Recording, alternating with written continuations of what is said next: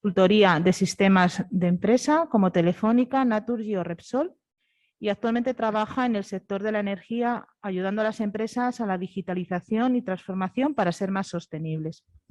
Muchas gracias. Gracias a ti por participar en esta mesa.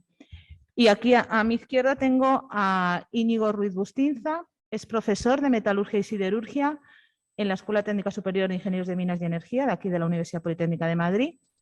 Es doctor ingeniero de minas y ha desarrollado una amplia carrera investigadora en el Centro Nacional de Investigaciones Metalúrgicas del CSIC, principalmente en el reciclaje de materiales y sobre la mejora de procesos de fabricación de hierro y acero, fundamentalmente en proyectos financiados por la Comunidad Europea. Ha publicado numerosos trabajos en lo relacionado con lo que vamos a tratar en esta jornada sobre aplicaciones de la energía solar y la fabricación de silicio fotovoltaico. Y en la actualidad compagina su actividad docente en nuestra escuela con la evaluación de proyectos de I+D relacionados con procesos siderúrgicos. Contamos también, no sé, no se han conectado, pero contamos también con otras dos científicas e ingenieras que se conectarán de forma online.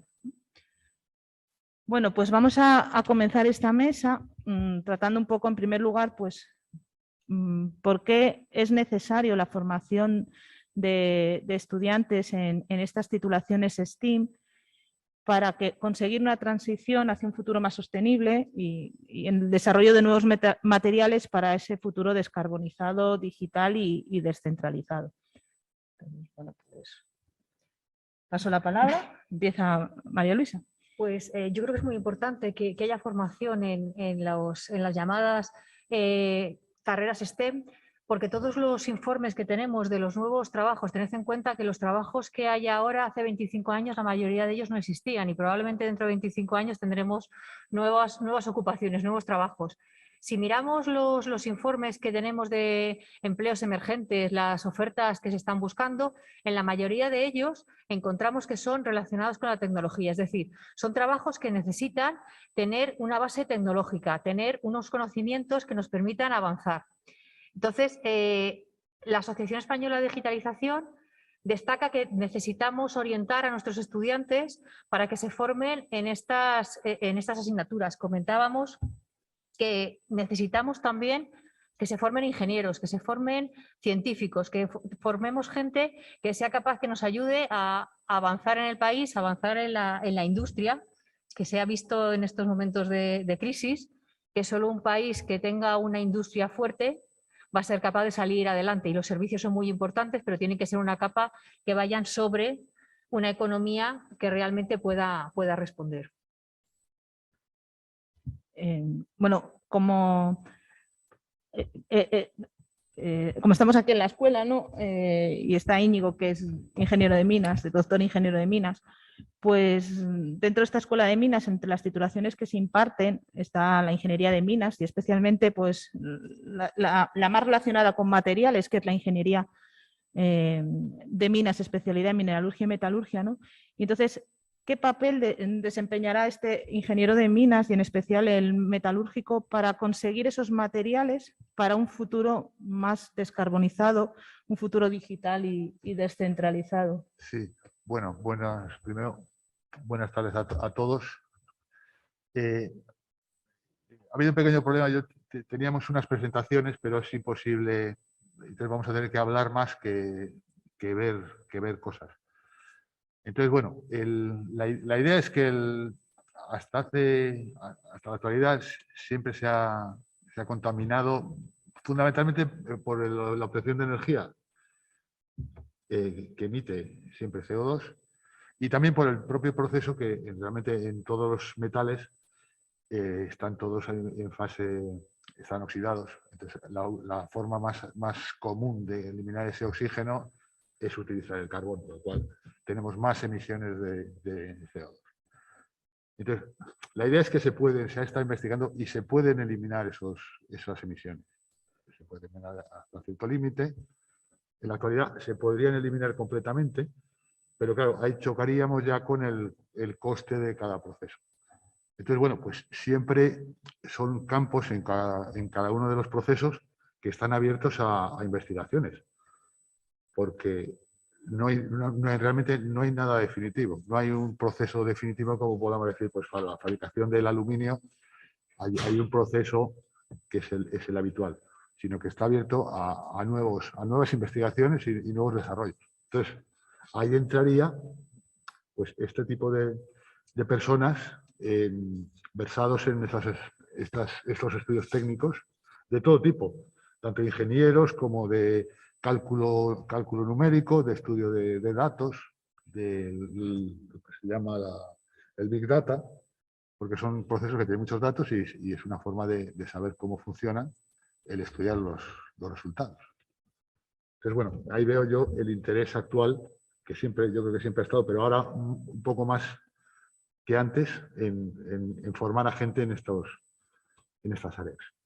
Sí, y en buscar también nuevos, en explotar nuevos yacimientos, porque la demanda de algunos metales, por ejemplo, debido al desarrollo de estas nuevas tecnologías, como bueno, pues los aerogeneradores, la instalación de un mayor número de placas solares, la implantación progresiva del coche eléctrico, todo eso supone una demanda enorme de metales y otras materias primas, pero metales, pues, por ejemplo, como el cobre, el litio, el cobalto, esto, pues, el indio, el neodimio, no se pueden buscar solo a partir de residuos, porque muchos de ellos no se han producido en suficiente cantidad como para extraerlos. Entonces, la minería va a avanzar en los próximos años y se van a abrir nuevas explotaciones porque tenemos que hacer frente a esa fuerte demanda que viene por todo el tema de la descarbonización. Claro, tiene que ser una minería sostenible y unos procesos metalúrgicos sostenibles que también se aprovecharán de estas nuevas tecnologías y de estas nuevas formas de producción de energía y también de la digitalización para producir los metales y los materiales, ¿no?, de forma, pues, más sostenible, utilizando energías renovables, optimizando procesos, ¿no?, con digitalización. Entonces, son titulaciones que en los próximos años van a tener un gran futuro y que, bueno, pues que hay que animar a que no solo científicas y ingenieras, sino también ingenieros se apunten a esto, porque son titulaciones vistas como clásicas, que, bueno, pues muchas veces se piensa uno que el ingeniero de minas no tiene futuro, ¿no?, pero tiene un gran futuro y va a haber una gran demanda. Y bueno, pues esto es, ¿no?, un poco, no sé si se han conectado bueno, seguimos entonces en la mesa redonda. Sí. A ver, ¿por qué es necesario, hemos hablado un poco, ¿no?, el desarrollo de nuevos materiales para esta futura descarbonización y digitalización y descentralización y qué tipo de materiales? Un poco al hilo de lo que contabais, a mí a veces me llama la atención cuando decimos vamos a poner, por decir algo, vamos a poner parques eólicos, y entonces eso va a ser lo que nos va a solucionar todos los problemas porque vamos a poner energía verde. Y nadie se para a pensar que esos parques eólicos que efectivamente aprovechamos un viento y generamos una energía y tal y como la ves parece que no va a generar ese CO2, pero realmente cuando te paras a pensar desde un punto de vista de un proceso industrial, de un proceso completo, te das cuenta que esos aerogeneradores hay que fabricarlos, hay que transportarlos, hay que instalarlos y tienen todo un proceso. Y ahora en España nos estamos encontrando con un reto, y es que a los 20-25 años los aerogeneradores, pues su vida útil termina. En España estudios muy adelantados, ya nos estamos encontrando como que tenemos una gran planta que tenemos que reciclar. Y claro, el reciclaje de estos elementos, pues en algunos casos son metales con cierto valor, es fibra de vidrio que tiene unas capacidades mecánicas importantes y que es una pena que las perdamos, y nos encontramos con retos de este tipo que lo que hacen es que te das cuenta que hay que llegar a lo que se llama la economía circular, y es desde que tú vas a diseñar un elemento, tienes que pensar en cuál es el diseño que necesitas, bien por sus características físicas, mecánicas o tal, como las necesidades que vas a tener cuando está en operación, así como cómo vamos a hacer para poder reciclarlo, cómo vamos a hacer para recuperar esos metales, esos materiales costosos.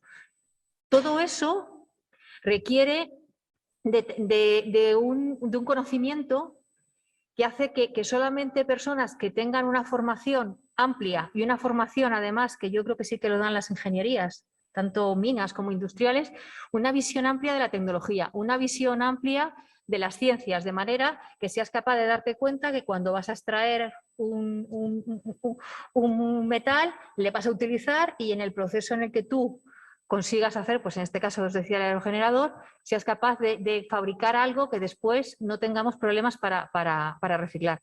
Os pongo el ejemplo este porque a mí me ha llamado la atención que ahora mismo es un reto el que tenemos encima de la mesa, es decir, no contaminar lo que no han contaminado los aerogeneradores en su vida útil, que no cojamos y como en algunos países los queman. Entonces lo queman, con eso consiguen energía y lo que están haciendo es contaminando. Lo que no ha contaminado el aerogenerador en su vida de operación, lo están haciendo cuando los reciclan.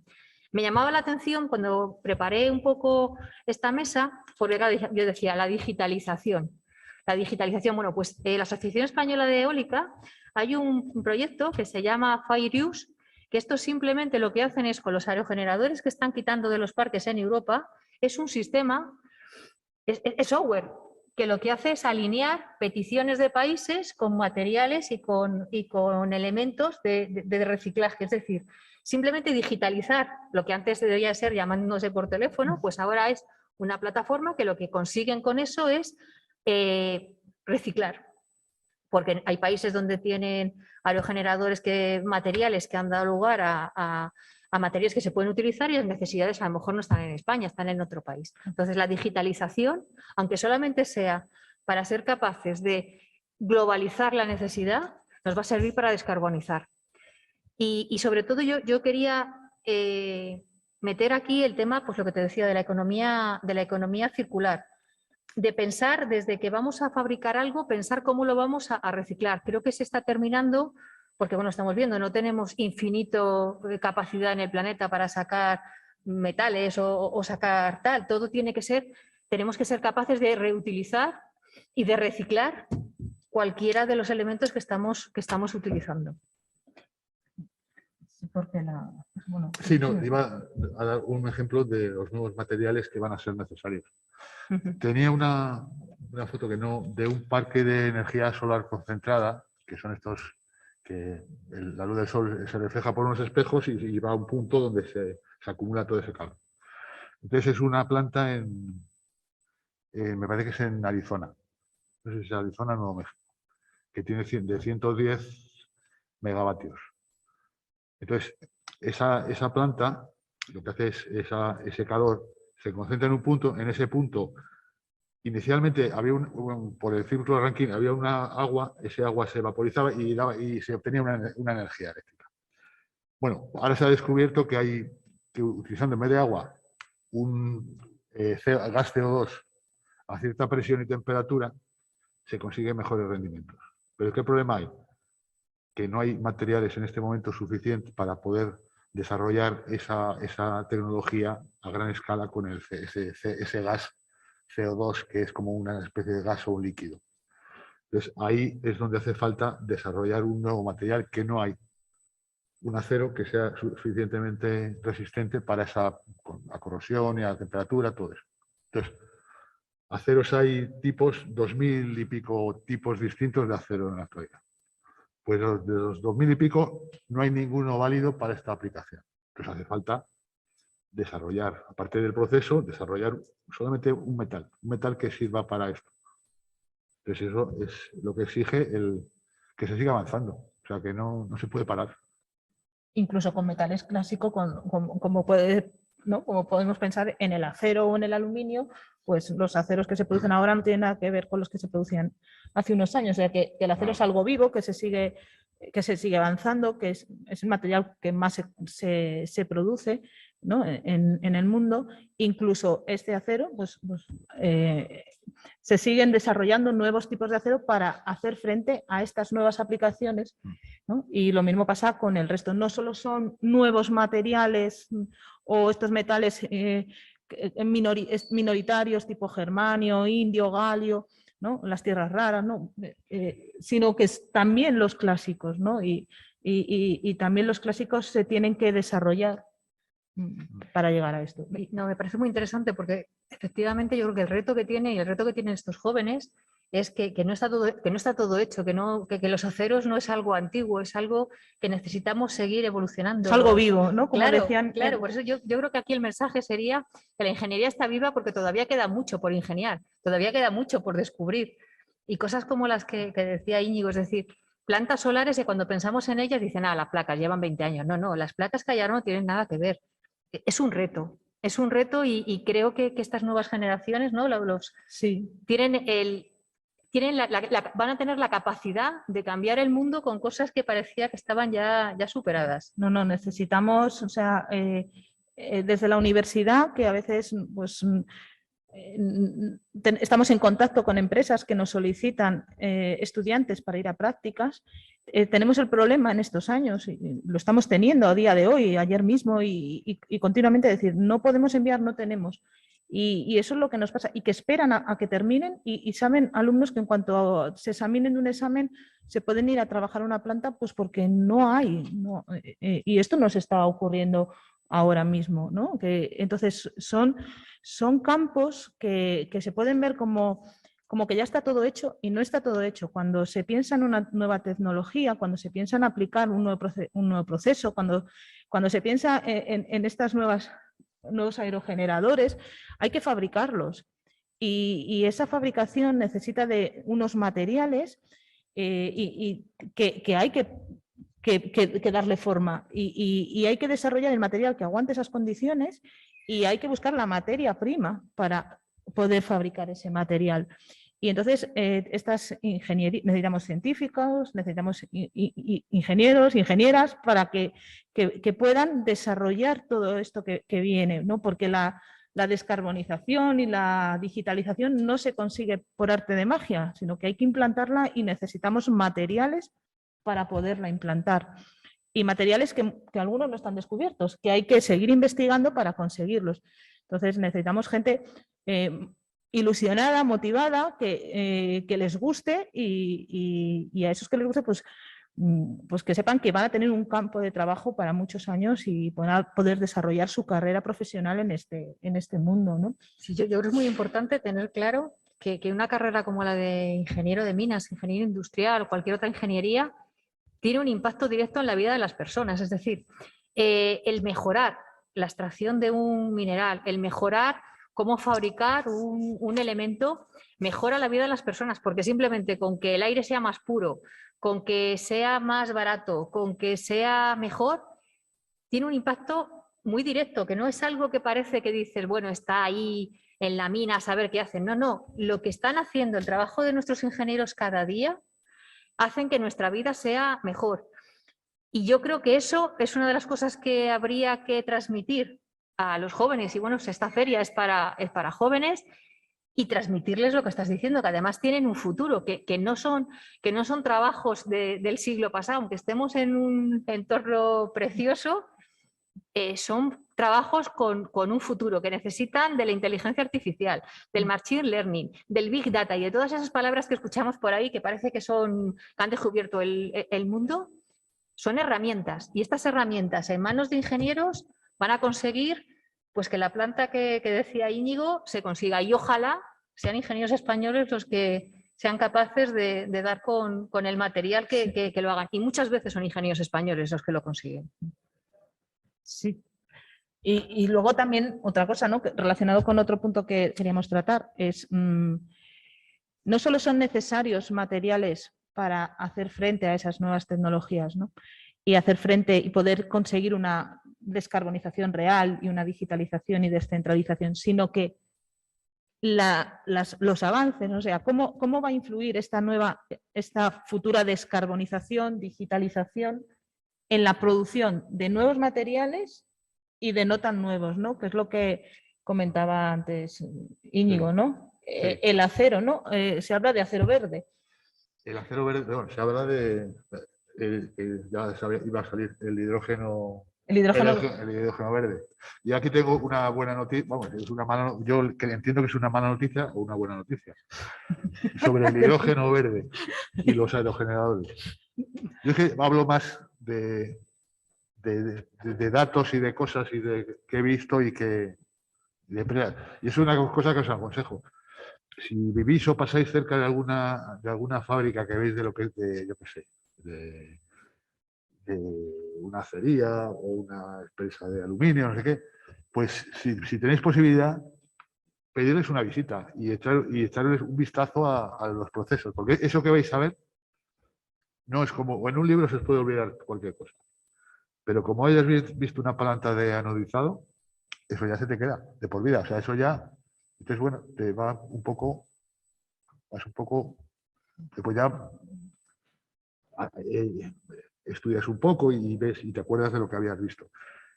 Entonces, bueno, sobre el hidrógeno verde, veo que el nivel actual es bastante fácil de superar.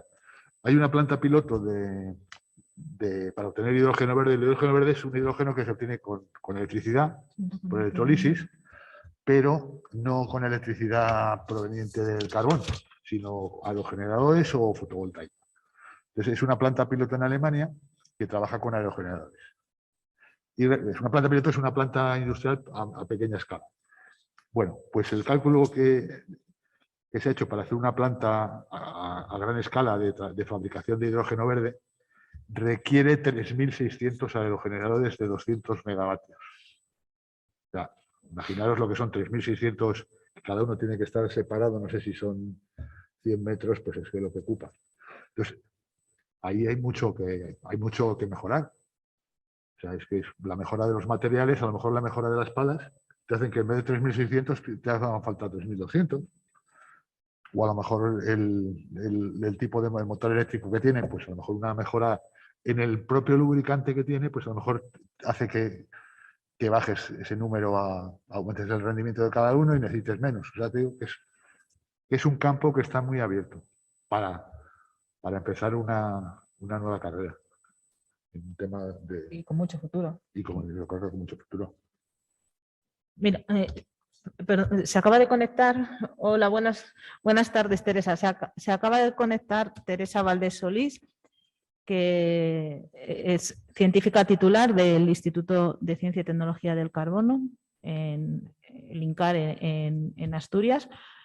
Me hace mucha ilusión volver a verla porque tuve el honor, ¿no?, de formar parte, hice la tesis con ella, ¿no? Bueno, éramos un grupo, éramos muchos de aquella, ¿verdad, Teresa? Y bueno, pues nos hemos vuelto a encontrar después de muchos años. Es ingeniera química y doctora en tecnologías del medio ambiente. Su principal línea de investigación es el desarrollo de catalizadores y fotocatalizadores para aplicaciones energéticas y medioambientales, incluyendo la producción de hidrógeno y los procesos de eliminación de contaminantes de aguas. Y actualmente es miembro de la Comisión Mujer y Ciencia del CSIC. Pues buenas tardes, Teresa.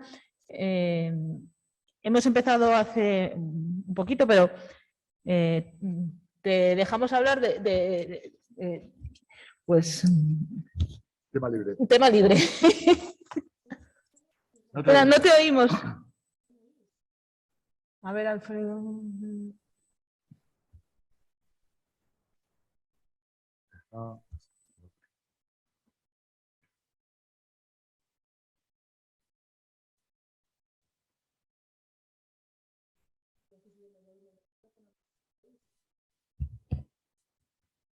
A ver.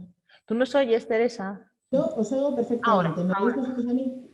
Venga, gracias. Y gracias al técnico que está detrás diciéndome lo que tenía que hacer para poder hablar con vosotros. O sea que es un placer estar con vosotros y casi prefiero, Ana, ir incorporándome al debate según vayan surgiendo los temas, ¿vale? No hacer aquí ninguna speech al principio ni nada. Pues hemos hablado casi todos porque, bueno, estábamos casi, pero como tú formas parte de la Comisión Mujer y Ciencia, ¿verdad? Quizá nos puedes hablar pues un poco más, sobre todo que tienes más información que nosotros. ¿Por qué son necesarios estudiantes en estas titulaciones STEAM? ¿Por qué tenemos que captar que mujeres, mujeres científicas, estudiantes se deciden por estas titulaciones, por estas carreras más científicas y tecnológicas? Bueno, hay dos cosas, ¿no? Por un lado, que todos tenemos que tener una cierta formación científica porque nuestra vida diaria está condicionada por la ciencia ahora mismo, ¿no? Lo estamos viendo, que yo estoy en Asturias hablando con vosotros a través del ordenador. Y luego, por otro, porque las profesiones del futuro van a estar muy condicionadas por todos estos temas, ¿no? Entonces, si no subimos a las jóvenes a estas titulaciones, la brecha de género en lo económico también se va a agravar y va a ser también un problema social en ese sentido, ¿no? Entonces, bueno, estamos viendo que en general hay una cierta reticencia por parte de los y las chicas más jóvenes a emprender tareas de ingeniería. Ahí probablemente vosotros sepáis mucho más que yo sobre las razones que hay detrás, pero en el caso de las mujeres específicamente, pues los números son mucho más bajos que cuando estudiábamos nosotras, ¿no? Y eso no sabemos muy bien cuáles son los motivos detrás, pero hay que pues intentar dar todas las facetas y contar las ingenierías y las STEM en general desde todos los ángulos y proporcionar una visión global de lo que hacemos los científicos, los ingenieros en estas profesiones para que pues, se conozcan mejor y sean más atractivas en general. Nosotras, tampoco, así comentando, tampoco sabemos por qué hay menos mujeres que cuando estudiábamos nosotras. Es curioso porque es una cosa que estábamos comentando, ¿no? Sí. Si se supiera la razón se podría actuar mejor sobre esa causa y solucionarlo, pero es verdad que... La verdad que es que hay estudios que muestran que al final estamos muy sujetos a sesgos inconscientes, ¿no? A pesar de todo el esfuerzo que hacemos desde las instituciones o desde las familias y desde los colegios para contar que las ingenierías o las carreras de ciencias son también carreras de chicas, todavía hay pues una parte nada desdeñable de las jóvenes que no se ven haciendo estas cosas y que entonces pues deciden arriesgarse menos o confiar en otras habilidades, otras fortalezas que tengan y dejar de lado la ciencia, no sé por qué motivos, ¿no? Pero sí que hay un momento ahí en el que, no sé, a lo mejor vamos a cosas más seguras, menos arriesgadas y nos falta un poco de confianza, ¿no? Lo que se habla a veces de la falta de confianza de las jóvenes hacia las matemáticas y las carreras con muchas matemáticas. Sí, yo en esa línea, efectivamente, yo creo, no tengo claro cuál es el motivo, entonces digamos que aquí sería un poco atacar los síntomas. Entonces yo creo que es importante el visibilizar, o sea, la exposición que tenéis aquí de mujeres ingeniosas, que además de tener a las clásicas y de tener a Ada Lovecraft, que está fenomenal y que es admirable, a mí me parece interesante tener a Elena Armada, que es una madre de familia, una ingeniera industrial, que hoy en día es un referente, es decir, también el ponerles a mujeres de carne y hueso, mujeres que llevan a sus hijos al colegio, que van a hacer la compra y que además son, pues en este caso, ingenieras, científicas. Yo creo que eso también ayuda un poco, que esa imagen esté más cercana a lo que es nuestro día a día. Y por otro lado, yo lo único que he visto y hemos detectado en asociaciones y tal, es que parece que las mujeres en general se van más a algo biosanitario con la idea de ayudar al mundo. Por eso yo también el mensaje de que yo creo que la ingeniería impacta en la vida de las personas. La ingeniería la mejora. Es decir, el hacer un descubrimiento científico, siempre yo cuento la anécdota, el día que Newton descubrió la gravedad no cambió la vida de nadie. Es un gran descubrimiento. En cambio, cada vez que un ingeniero utiliza la gravedad para hacer un ascensor con un peso, sí cambia la vida de una persona. Es decir, hay que darles también, yo creo, ese mensaje de que ahora mismo las ingenierías tienen trabajo, tienen futuro y además tenemos que estar cerca de la sociedad para que vean que efectivamente tenemos algo que ayudar y que sirva para mejorar el país y mejorar la vida de cada uno de nosotros. Entonces yo es lo único que podría decirle un poco a Teresa desde mi punto de vista, que el hecho de que estemos aquí, pues que también nos dé visibilidad. Y por supuesto, y esto lo digo yo siempre, que no hay que olvidar que tan importante como que estemos nosotras es que esté Íñigo. Es decir, que hay veces que también te dicen cosas que es que llega el momento que dices, si mis compañeros... No, claro, Eso por supuesto.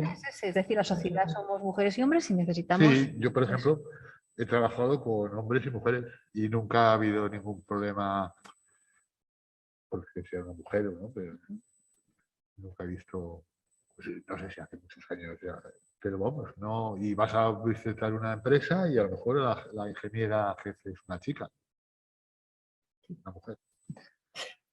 Pero bueno, pero no, y no pasa nada, no.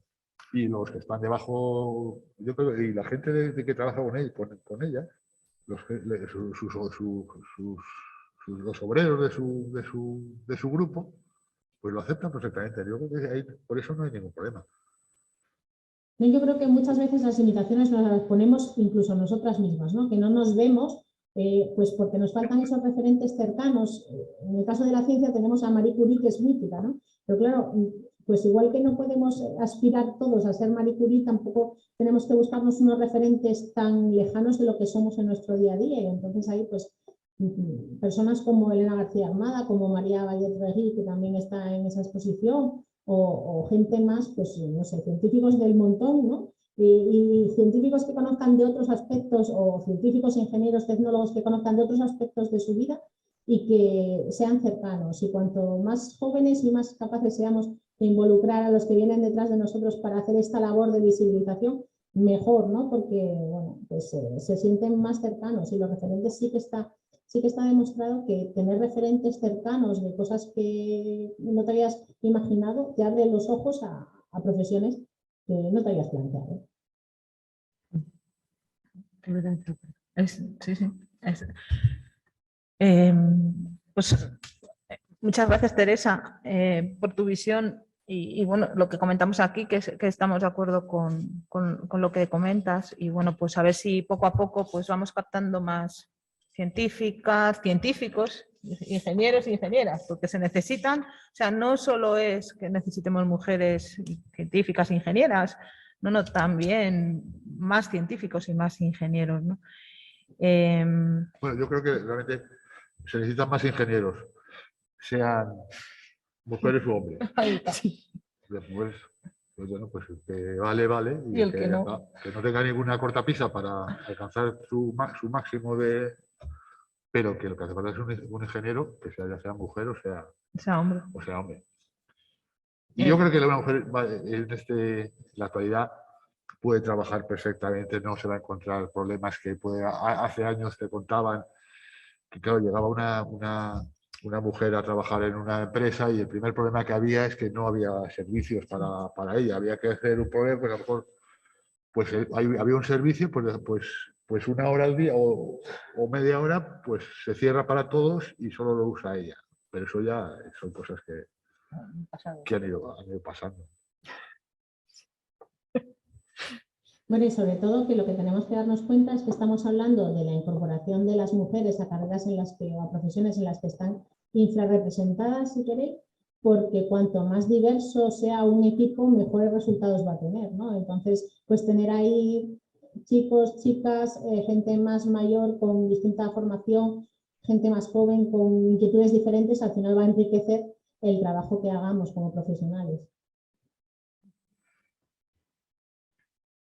Pues una cosa, Teresa, que también lo que hemos hablado de los materiales y bueno, pues también nos podrías contar de la necesidad de nuevos materiales. Tú que estás en un centro de investigación del CSIC, pues también nos puedes comentar algo sobre los nuevos materiales que desarrolláis y esa aplicación que tienen en mejorar la vida también a todos, ¿no?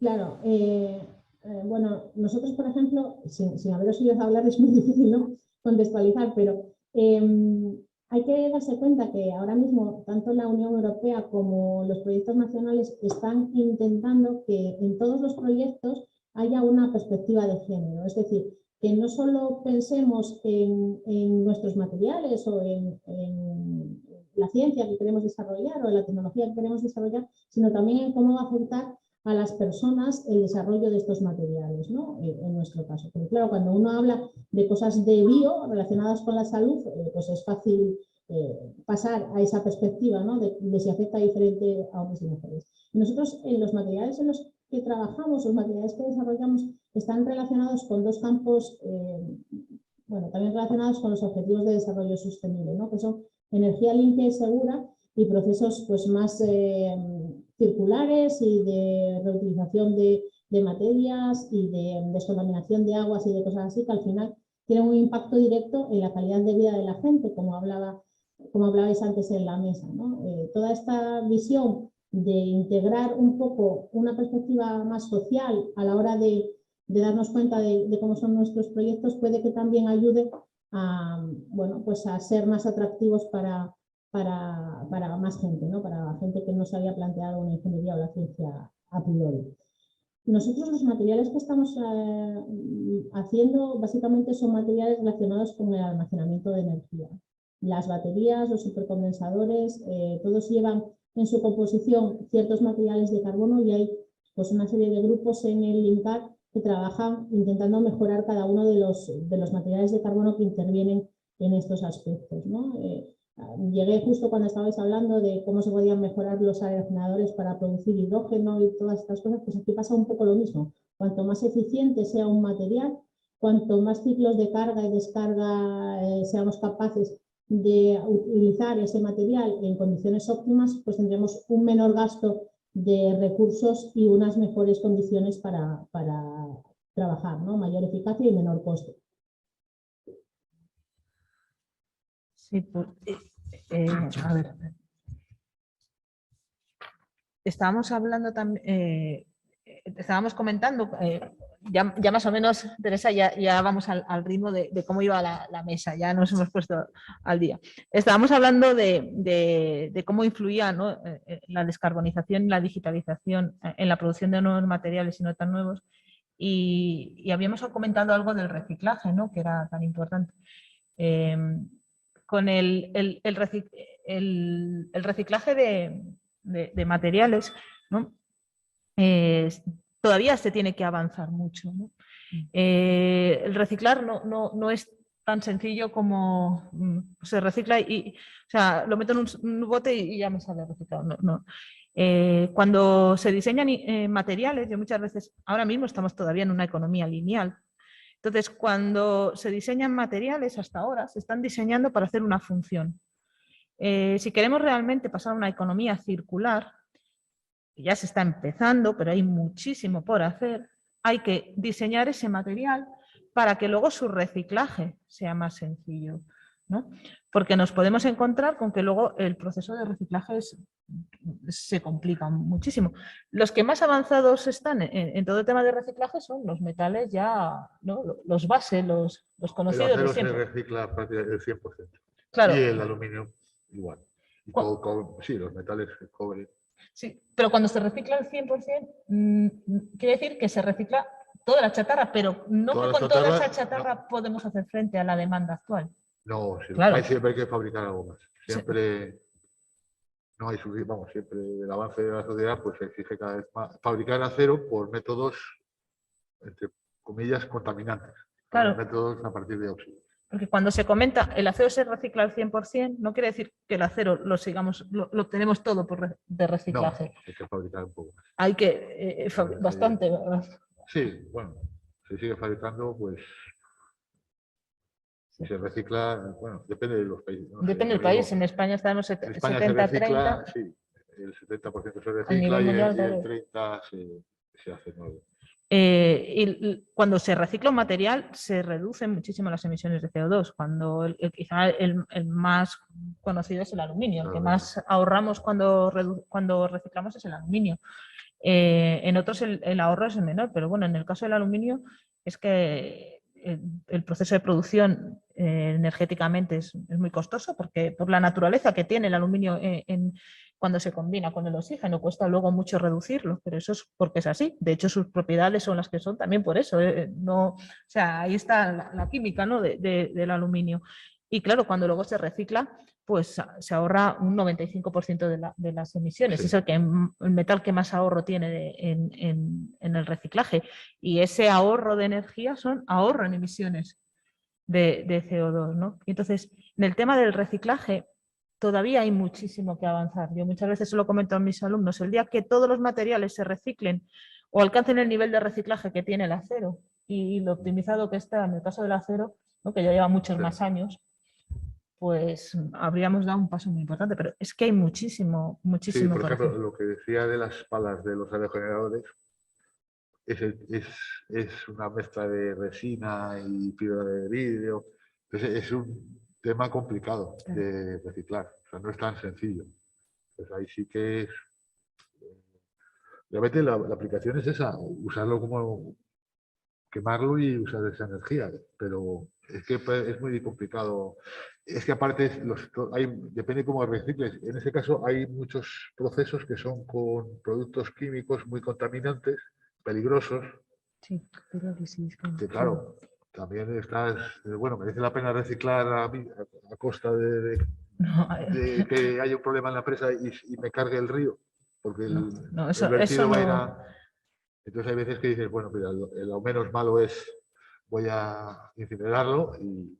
Pero eso todo tiene que cambiar. Eso Sí, no podemos conseguir un desarrollo sostenible con eso. Por eso hay que avanzar tanto. Estamos todavía al comienzo en muchos campos, ¿no? Hay que diseñar de otra forma los materiales. Cuando vemos un móvil, en un móvil tenemos prácticamente la tabla periódica.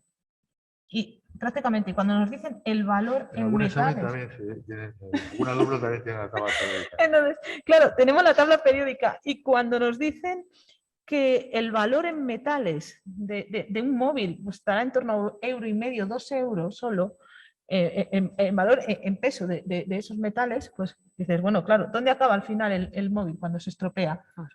Bueno, en la basura o en algún cajón perdido, pensando en algún momento que le vas a dar alguna utilidad porque te costó mucho y te cuesta tirarlo a la basura, además no sabes dónde reciclarlo, ¿no? Entonces acaban como perdidos. Si al año en España, si somos 47 millones de habitantes y tenemos a móvil por persona y cada 2 años lo cambiamos, nos salen pues así más o menos 25 millones de móviles perdidos. Si multiplicamos ya nos salen unos cuantos, ¿no? En torno a 40 o 50 millones de euros dispersos por los cajones y basuras, ¿no? Entonces, hay que hacer números, pero claro, tampoco recuperar todos los metales que hay en el móvil hoy por hoy se puede hacer. Entonces, ¿cuáles se recuperan? Pues los que sea rentable recuperarlos. Si queremos recuperarlos todos, todavía hace falta muchísima investigación. ¿Y quiénes lo van a poder hacer? Pues los ingenieros de materiales, ingenieros metalúrgicos, ingenieros industriales, ingenieros químicos, pero no uno solo, sino trabajando en conjunto porque son campos muy complejos, también el del diseño industrial, porque sabiendo cuáles son los problemas para reciclar, se pueden poner las soluciones a la hora del diseño. Por eso en la economía circular todas las etapas van relacionadas. Sabiendo dónde está el problema en una placa de circuito impreso de un móvil, cuesta mucho quitar la fibra del polímero. Encima el polímero para que no se queme lleva materiales ignífugos que luego dificulta el reciclaje. O sea, hay un montón de dificultades que se ponen para reciclar todos estos nuevos materiales que de momento se diseñan pensando en la aplicación. No se diseñan pensando en el reciclaje, pero eso ya tiene que cambiar. Y luego el proceso de reciclaje, si hacemos un análisis del ciclo de vida completo del material, que eso también es una parte importante en todo esto de materiales, tenemos que hacer el análisis del ciclo de vida completo, ¿no? De la cuna a la tumba, y se tiene que hacer el proceso de recuperación de esos metales de forma sostenible. Entonces, yo se lo comento a mis alumnos de metalurgia, digo, en unos años tendré que cambiar todos los apuntes y ya no podré decir, aquí se usa cianuro, aquí se usa sulfúrico, aquí lo contaré como un pasado, porque vamos hacia agentes lixiviantes, sostenibles, biodegradables, y ahora mismo, como hay una necesidad muy grande y se está investigando mucho, es cuando se van a dar avances, porque ahora hay una necesidad, ¿no? Entonces, bueno, pues yo creo que es un campo apasionante, con una aplicación y un resultado en la sociedad tremendo, que es en beneficio de todos, porque los materiales son fundamentales para tener el nivel de vida que tenemos, la salud que tenemos, porque los equipos de detección en el campo de la medicina también necesitan nuevos materiales, los catalizadores que permiten que tengamos un aire más limpio más en las ciudades, aunque sea con los motores de combustión de ahora, necesitan también desarrollo de materiales y todo eso es en beneficio nuestro, ¿no? Entonces, el campo de trabajo es inmenso lo que hay, ¿no? Y la necesidad de gente formada y de gente ilusionada en este campo, pues también es muy importante. De hecho, es lo que te decía, la economía circular, lo que te dicen es que se diseña no para reciclar, sino para reutilizar. Es decir, ya desde el primer momento, el pensar qué vamos a hacer cuando este teléfono deje de usarse como teléfono, ¿qué hacemos? A lo mejor pues aprovechar el circuito en otra cosa. Claro, el poder cambiar, el decir, se me ha roto la... Estamos muy lejos, porque estamos muy lejos. Todavía, aunque el decir, se me ha roto la pantalla y que puedas instalarte una pantalla nueva, o se me ha roto el botón y, o sea, que sea un diseño más en módulos, de forma que no haya que cambiar todo el móvil. Sí, por eso te digo que a mí el concepto de economía circular me parece interesante y me parece que es algo que tenemos que ir interiorizando también en el uso de los objetos que tenemos a nuestro alrededor. Hay que tenerlo en cuenta desde luego a la hora de diseñar, cuando extraemos y cuando diseñan los objetos de la vida cotidiana, cualquiera de ellos. Sí, pero si os dais cuenta, casi estamos en un camino al revés, ¿no? Hace años las baterías de los móviles se podían cambiar y ahora no. Con lo cual estamos en un punto un poco conflictivo porque estamos jugando con que por un lado necesitamos, es verdad, empezando por reducir, ¿no? A lo mejor en vez de cambiar de móvil cada 2 años tenemos que intentar alargarlo lo máximo posible y a sistemas, pues eso, mucho más versátiles en el sentido de que pues, uno pueda quitarle la pantalla, bueno, la pantalla se puede hacer en casi todos los modelos, ¿no? Pero sí, un botón, una batería y que no te cueste más que un teléfono nuevo, ¿no? Eso sí que... Y luego, hablando de lo que estáis hablando de los catalizadores, por ejemplo, también es muy importante tener en cuenta todas estas opciones del reciclaje, pero también vamos remando un poco contracorriente, ¿no? Porque a la hora de diseñar un catalizador estamos buscando reducir al máximo los metales que tienen y mejorar la dispersión y que sean más eficientes, pero claro, al final tenemos catalizadores cada vez con menos contenido en metales y por tanto cada vez es más costoso reciclarlos, ¿no? Porque tenemos que tratar un volumen mayor y ahí de nuevo tienen que entrar no solo aspectos técnicos, sino también aspectos económicos en juego de los que a veces, pues incluso a la hora de plantearnos un proyecto no somos conscientes del todo o no sabemos valorar bien cuál es el coste de cada etapa, ¿no? En este análisis del ciclo de vida. Eso es verdad, que luego cuanto más se reduce, más cuesta, cuanto más se baja la concentración, luego menos valor tiene para reciclarlo, ¿no? Es así, pero es lo que hay. Por eso son grandes retos, ¿no? que tienen y que, bueno, en unos años yo vamos, estoy convencida que se conseguirán, ¿no? Grandes avances, ¿no? Por eso la necesidad de atraer, ¿no? Personas que vengan a este campo porque es muy necesario, ¿no? No sé si alguno más tiene algo más que comentar. Sí, no, estamos dando vueltas sobre sí, que hace falta continuar investigando y para eso hace falta estudiar, gente que estudie en esos temas. También hay que hablar que cada tema cada vez se va especializando cada vez más. Entonces, que yo creo que no le dé miedo a la gente que un ingeniero de minas va a tener que saber de todo, sino que al final va a elegir un campo y se va a ir por ahí, que el que más le atraiga, o muchas veces la asignatura que mejor le ha venido, pues por ahí va, o las prácticas que ha hecho y le han gustado. O sea, que los ingenieros ya no... Un Da Vinci no vamos a buscar, no va a haber uno que sepa de todo, sino bueno, pues que sepa de reciclar placas electrónicas o que sepa bastante de ese tema, de temas más particulares. El abanico es tan grande que seguro que encuentra algún campo en el que quiera seguir. Porque eso es Claro, verdad. si quiere trabajar en España, si quiere ir fuera, eso ya según se va estudiando, pues te vienen a ver gente de empresas, entonces tú más o menos te vas centrando en lo que sea. A lo mejor no te centras en nada y lo que haces es al segundo año, pues te vas a Derecho, que es donde tenías que haber ido, que ya te lo decía tu padre, que Pero aún así vale la pena arriesgarse, ¿no? Si tú piensas en primero, cuando acabas la EBAU, que tienes que hacer una ingeniería, es buen momento para tomar una decisión, aunque sea equivocada, que pensar luego a los 40 qué hubiera pasado si no hubiera hecho caso a mi padre y hubiera hecho una ingeniería en medio de derecho, ¿no? Sí, pero yo creo que estas escuelas, yo os hablo pues, desde hace pues, unos años, te dan esa capacidad, esa visión y un poco después para poderte adaptar. Es decir, efectivamente, después la vida te va llevando, haces una práctica, vas a una empresa, vas a otra y esa capacidad de adaptación, esa capacidad de aprendo en el punto en el que me mueva, es decir, el ser capaz de, según vas avanzando en tu carrera y vas cambiando de empresa o de sector o de lo que sea, el ser capaz de tener esa capacidad de aprender y esa capacidad de ver, bueno, pues hoy estamos hablando de los materiales, también el ser capaz de ver las capacidades que hay, las posibilidades, los retos que tenemos. Entonces, si a alguien le llama la atención los materiales, pues yo creo que de estas escuelas sale con esa capacidad de decir, pues lo que decías, pues yo resulta que a mí el tema de los catalizadores pues me llama la atención porque he hecho una práctica, el profesor que me lo dio.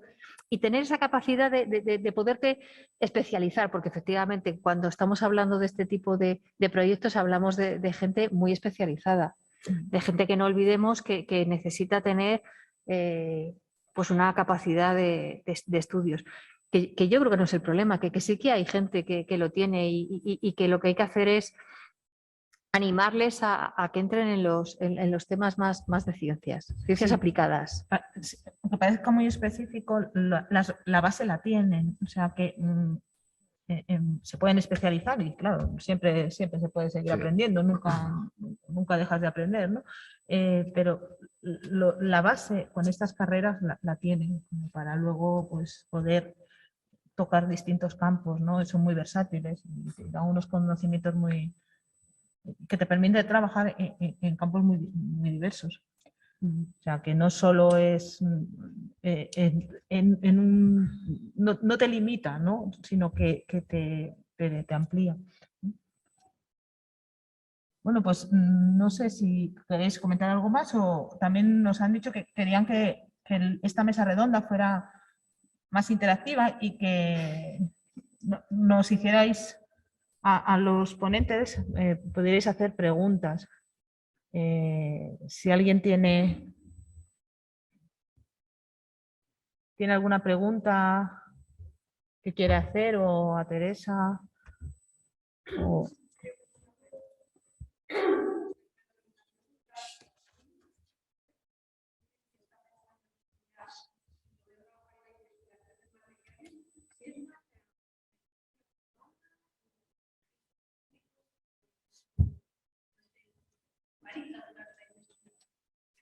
En materiales.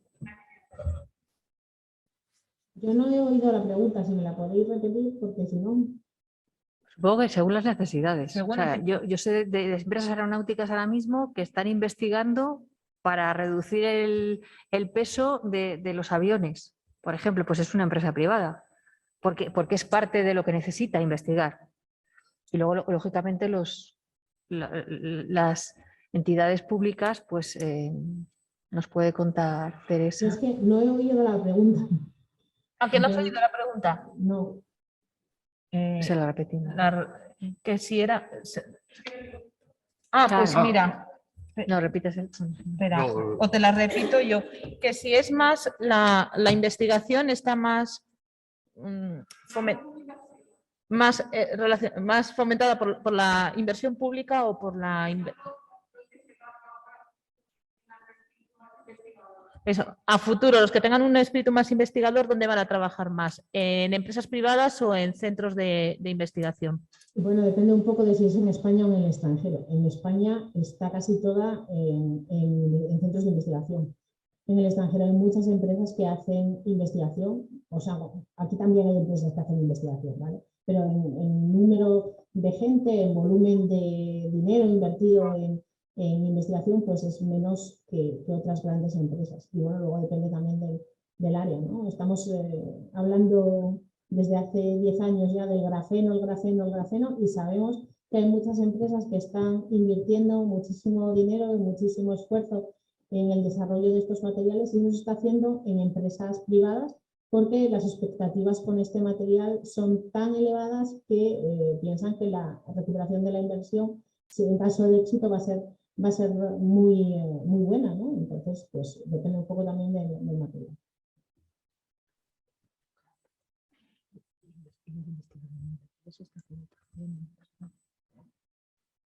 ¿Has oído? Bueno, yo no sabría decir porque no es muy complejo. Es una pregunta. No me alegra que hayas hecho esta pregunta porque ¿qué basa entidades públicas y privadas de investigación? En España hay bastantes entidades públicas de investigación. Yo lo que conozco no cuando estaba yo, pero de la gente que he trabajado en el CENIC, que es un centro del CSIC, había gente que llevaba trabajando, pues algunos desde que lo inauguraron, desde el año 60 o por ahí. Actualmente ha cambiado la forma de trabajar. Al principio, las industrias tenían problemas de investigación con cualquier tema. Entonces, su solución era ir a un centro de investigación que tenía más medios de investigación que la propia empresa. Y entonces el centro de investigación realmente se dedicaba a investigar en temas que le interesaban a la industria. Que es un punto de vista que, en principio, para mí me parece mejor que el que actual, que es: yo tengo un trabajo, pues me dedico a cierto ámbito de la ciencia y voy a investigar por mí mismo, a ver qué es lo que encuentro. Entonces, ¿qué es más interesante para el país en general? ¿Una investigación sobre problemas de la industria o una investigación de cara a que a lo mejor voy a conseguir el premio Nobel dentro de 5 o 10 años? Pues yo creo que tiene que estar las dos unidas. La industria preocupándose de sus problemas, pero que tenga a centros de investigación públicos, pero que también se involucren en los problemas de la industria. No vayan por la investigación básica a descubrir, sino que haya un contacto entre los dos. Que eso es una cosa que ahora no pasa, y no pasa porque también la economía ha ido bajando, las industrias ya no se podían, antes se podían permitir, pues iban a un centro de investigación y contrataban un proyecto, a lo mejor pagaban a 10 o 12 personas, subvencionaban ese proyecto, pagaban lo que fuera, y esas cosas ya no se pueden hacer. Entonces, ha pasado de eso, que las industrias se volcaran con los centros de investigación públicos, a que ahora, pues, realmente las pocas industrias que solicitan ayuda, pues están no sé si se dice a las 3 menos, vamos, que están caninos, y realmente pues dicen, bueno, pues a lo mejor si por 25.000 euros podríamos visitar esto, pues por ese dinero no puedo ni comprar los recambios que me hacen falta para el horno. Bueno, yo estoy a medias de acuerdo, nada más con esto, ¿no? Nosotros en el INCAR nacimos así, ¿no? Cumplimos este año 75 años, y al principio pues era básicamente soporte a las acerías de Ensidesa en su momento, y pues a saber cómo los carbones eran decoquizables o no antes de meterlos en las plantas de coche, ¿no? Pero es verdad que, bueno, pues esa época de ser prácticamente el laboratorio de la industria sin más contrapartidas ya está un poco pasada. Sí que tenemos muchas colaboraciones, y yo creo que, por ejemplo, el CSIC, seguro que la Politécnica también tiene un montón de contratos y convenios con empresas de distintos sectores para desarrollar investigaciones conjuntas.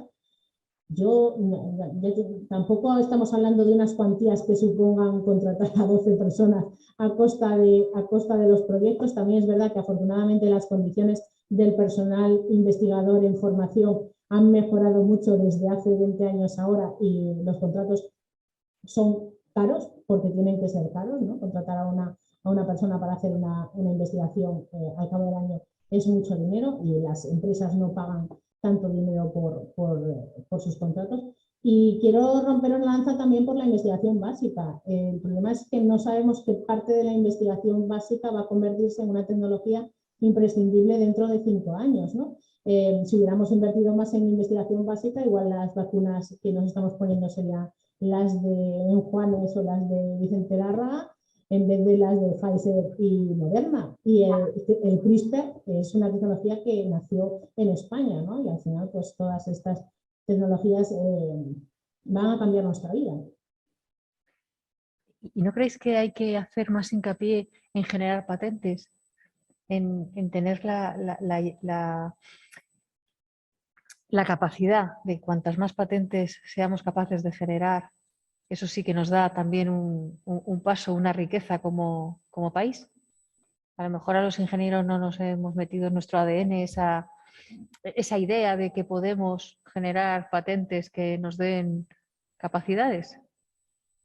Es algo que yo siempre me pregunto. Sí, pero tienen que ser patentes que luego se exploten por empresas. Y si estamos ahí, también es verdad que si hacemos investigación que esté muy alejada de lo que necesitan las empresas, pues al final haremos patentes y a los 5 años nuestra patente ya no será mantenida por los organismos públicos, porque de nuevo, mantener una patente activa y más si la tienes que mantener a nivel europeo o a nivel mundial cuesta mucho dinero, los organismos tienen que escoger cuáles protegen durante más tiempo y cuáles no, porque no las pueden proteger todas.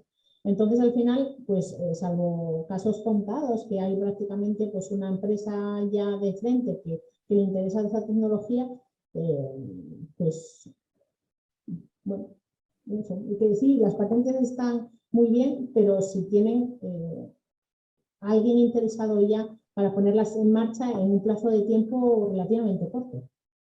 Eso tampoco pasa en línea con lo que decía Íñigo. Si solucionas el problema de una empresa, o sea, de una industria, sí te das esa capacidad. Sí. Conocido un poco por lo que has dicho de la evaluación de proyectos, conozco un poco más o menos lo que es los servicios públicos de investigación de España, pero conozco bastante la investigación, el modelo de centros de investigación del País Vasco. Y yo creo que sería un modelo a aplicar en el resto de España. Porque ahí sí que están muy unidas las empresas con los centros de investigación. Todos los proyectos son muy específicos en un tema que le interesa a determinada empresa. Se unen, pues si hace falta investigación en un teléfono, pues hay un centro de investigación que se dedica de plásticos y otro que se dedica de aceros o de lo que sea. Entonces montan un grupo y se dedican principalmente, casi solamente al problema que quiere la empresa. Se hace un grupo de investigadores de las empresas y del centro de investigación y bueno, y también tienen un sistema de ayudas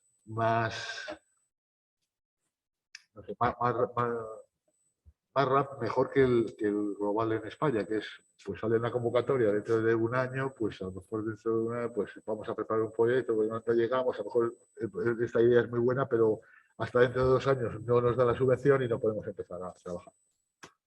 Y ahí es más rápido. También otra cosa que voy a decir, lo voy a negar después, que lo haya dicho. Bueno, que se graba. Eso te iba a decir. No lo diga. Son más los proyectos de estos bueno, no solo el País Vasco, en Murcia también se trabaja bien y en Andalucía. Son más consecuentes con el trabajo con lo que solicita la gente de subvención. O sea, aquí ves a nivel español las subvenciones que se solicitan están totalmente disparadas. O sea, dices, claro, tampoco se puede regalar el dinero.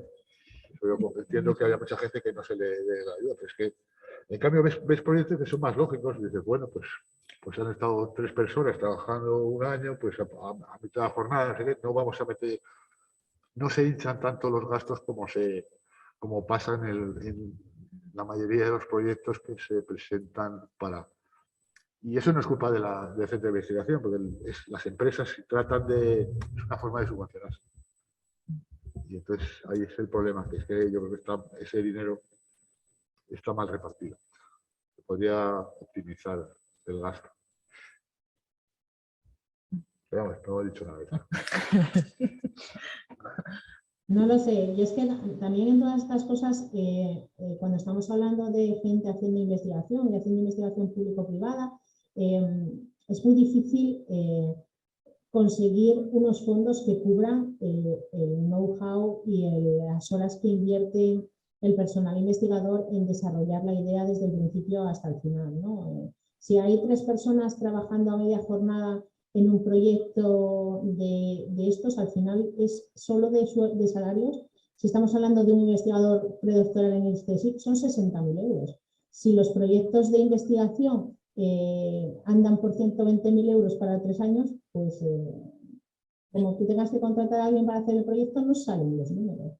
Entonces, porque hay muchas cosas que van detrás de un proyecto de investigación, ¿no? Entonces, bueno, pues yo entiendo que los fondos son limitados, que hay que intentar repartir y que no se lleven siempre los grupos grandes los proyectos solo por su trayectoria y que hay que buscar un equilibrio entre los proyectos que se dan y la cantidad de dinero que se tiene, pero la cantidad de los proyectos de las últimas convocatorias es del orden de las que teníamos hace 15 años. Entonces, si los proyectos siguen costando lo mismo y todo lo demás, o sea, siguen teniendo el mismo importe y todo lo demás no, es imposible trabajar en unas condiciones buenas, ¿no?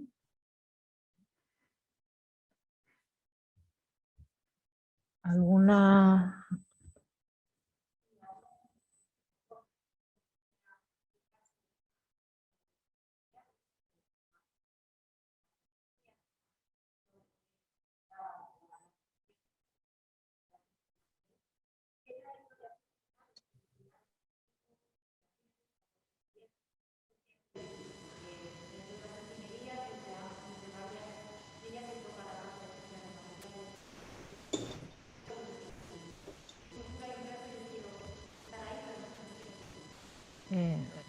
Hay una ingeniería de materiales donde estudian los distintos tipos de materiales, sus propiedades y sus aplicaciones, ¿no? Cómo se procesa el material, y es como la más general, ¿no? Sí. Dentro de la ingeniería de materiales.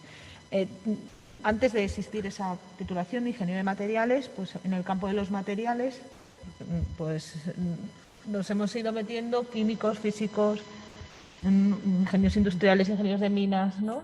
Sí. No se me olvidó alguno, pero incluso de Sí, biología, biólogos, ¿no? De muchas navales, sí, de todas las carreras, y confluíamos ahí en el campo de los materiales. Entonces, ahora mismo está la carrera de ingeniero de materiales, que se estudian los distintos tipos de materiales, y luego también está la carrera de ingeniero de minas, la especialidad de metalurgia dentro de los materiales metálicos, y que el conocimiento va desde la cuna a la tumba, o sea, desde que saca el mineral, transforma el mineral, extrae el metal. Eso no lo ve un ingeniero de materiales. Luego está el metal, conforma el metal, las propiedades de ese metal y el reciclaje de ese metal. Todo ese campo, en el campo específico de materiales metálicos, hoy en día la carrera más relacionada puede ser, ¿no? Ingeniero de minas, metalurgista. También esa especialidad la hay en ingeniería industrial, lo que comenta Íñigo, ¿no? Yo no doy clase ahí, pero esa carrera también la hay en ingeniería industrial. Que, bueno, pues es un poco parecido, quitando a lo mejor quizá la parte de mineralurgia, mineralogía, o sea, de encontrar el yacimiento, las características del mineral, pero luego sí que toda la parte de metalurgia, física y demás, sí que también la tiene. Pues si es más de metales, pues o industriales o minas, y si es de materiales cerámicos, que nosotros también aquí se estudian los materiales cerámicos, pero distintos tipos de materiales, biomateriales, materiales funcionales, materiales estructurales, pues, polímeros, materiales compuestos, pues está la carrera de ingeniero de materiales. Pero bueno, que en materiales tradicionalmente puede uno llegar desde distintos campos, porque yo me he dedicado a los materiales y soy química y antes no había la carrera de materiales, tampoco me hubiera planteado a lo mejor hacer materiales. Como tal no había. Y Íñigo es ingeniero industrial y ingeniero de minas y también está No, me acordaba antes cuando hablabas también del reciclado, una anécdota, vamos, aquí cuando estudiamos aquí en minas, ahora yo no creo que ya, había 4 especialidades y había una que era metalurgia, laboreo, geología y energía. Y entonces los de metalurgia teníamos un mote, el resto, sobre todo los de energía, no los podían ver. Y nos llamaban los chatarreros. Con desprecio. No, pero mira, lo bien que he estado hablando hace un momento de los chatarreros y el reciclado. Fíjate lo que son las cosas. Es el inicio del reciclado. Los chatarreros que van recogiendo todos los metales y toda ahí está. El chatarrero hace una función de concentrador tremenda. Sí, porque aparte de lo que hace es concentra y va separando. Y después dice, pues ahora, el cobre para aquí, el no sé qué, y ya esto es necesario hacer ese. Es lo que las basuras. Si te metes todas las basuras juntas, pues te cuesta más reciclarlo que siempre hay una frase que es lo primero es separar para reciclar. O sea, primero separas y ya reciclas. Es lo que da lugar ahora a lo que llamamos la nueva minería urbana.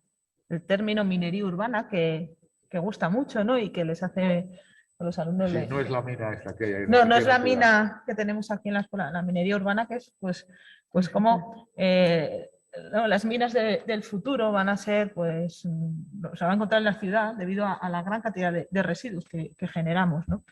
Y la recogida de esos residuos y la transformación y la obtención de materiales a partir de ahí, pues es lo que se llama ahora la nueva minería urbana. Y cada vez es más complicado. Volviendo al teléfono, para reciclar tienes que separar. Entonces, tienes que llegar a separar a los tamaños tan pequeños como para poder separar. Pues si tienes una placa que es cobre y plástico, tienes que separar justo para que no estén juntos las dos. O sea, llegar a un mínimo. Entonces, cada vez la tecnología es más compleja, cada vez los teléfonos son más pequeños, tienen más placas, tienen más... Y cada vez el reciclado es más costoso. Pero las técnicas de reciclaje se basan en las técnicas mineralúrgicas que se han utilizado tradicionalmente en mineralurgia para separar el mineral de la ganga e ir concentrando. El tamaño, separar y después ya separarlo. Y los equipamientos son muy parecidos. Cuando tienes una pila, una batería, primero tienes que quitar la carcasa de acero, luego vas separando que tienes grafito por un lado, que tienes la masa negra por otro lado. Y toda esa separación, las técnicas se basan en la mineralurgia, las técnicas de plantas mineralúrgicas que se dan aquí en ingeniería de minas. Yo siempre les digo a mis alumnos, los que más sabéis de reciclaje sois vosotros. Yo no lo había pensado nunca, así que es cierto. Sí. Yo siempre he mirado el proceso industrial, pero efectivamente.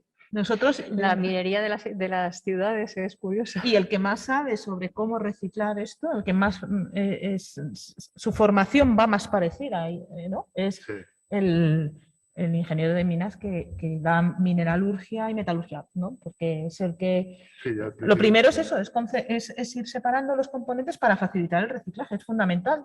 Cuanto más rico lo tengas en el metal que quieras recuperar, más fácil será que el proceso sea rentable. Y ahora mismo solo se recuperan los materiales que dan un beneficio. El material que no da beneficio se queda como residuo. Entonces, a medida que se vayan optimizando los procesos de forma que se puedan recuperar más metales obteniendo un beneficio, pues dejarán de ser residuos y se convertirán en metal recuperado. Pero si no se desarrollan los procesos para que eso sea rentable, pues ese metal un empresario no va a perder dinero recuperando un metal que le va a salir más caro que producirlo de otra forma. Entonces, por eso se necesita todavía optimizar mucho, porque cada vez los ingenieros de materiales diseñan los materiales más complicados, ¿no?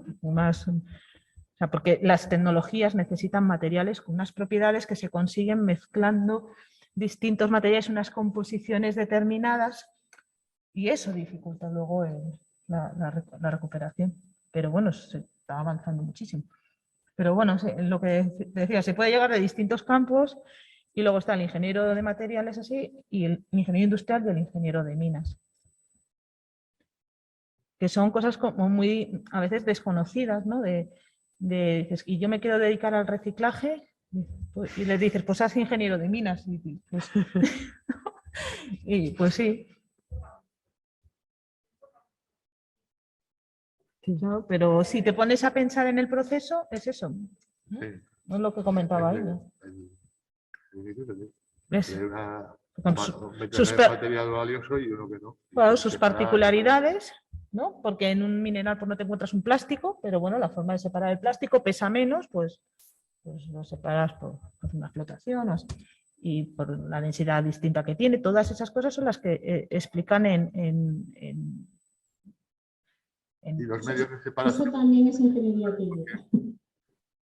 son todos los de hace 50, 60 años. O sea, realmente ahí tampoco se ha avanzado gran cosa. No. La separación magnética. La separación magnética, los equipos, hay empresas que están utilizando equipos que a lo mejor tienen 60, 70 años y siguen usando ese tipo de equipos. No, pero bueno, se van optimizando y irán optimizándose en el futuro cada vez más, porque el reciclaje, todavía estamos muy lejos de conseguir el reciclaje del 100% de los materiales que hay en un residuo, pero claro, tiene que cambiar y tenemos que conseguirlo y para eso necesitamos pues investigación, desarrollo y gente preparada y motivada que se forme en estos campos para conseguirlo. e innovación. E innovación. Que no todo es investigación. No, es que yo una vez no lo volví a hablar de la innovación como es la aplicación de un proceso que se usa para un determinado fin, usarlo para otro. O sea, aprovecharse de las ventajas. Y esa definición tampoco se ha ido perdiendo. Pero es interesante porque tú tienes muchos, pues a lo mejor vas a ver una mina de cualquier metal y trabajas en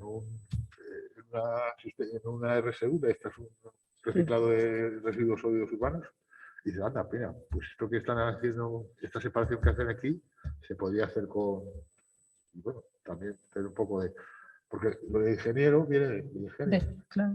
O sea, que pues un poco Hay que ingeniar. ingeniárselas y tener un poco de ingenio para aprovecharse de cosas que están haciendo en otros campos. Me gusta la definición que has dado de innovación porque efectivamente es la base del ingeniero viene a ingeniar y efectivamente es eso, ¿no? Usar las cosas. Está muy bien.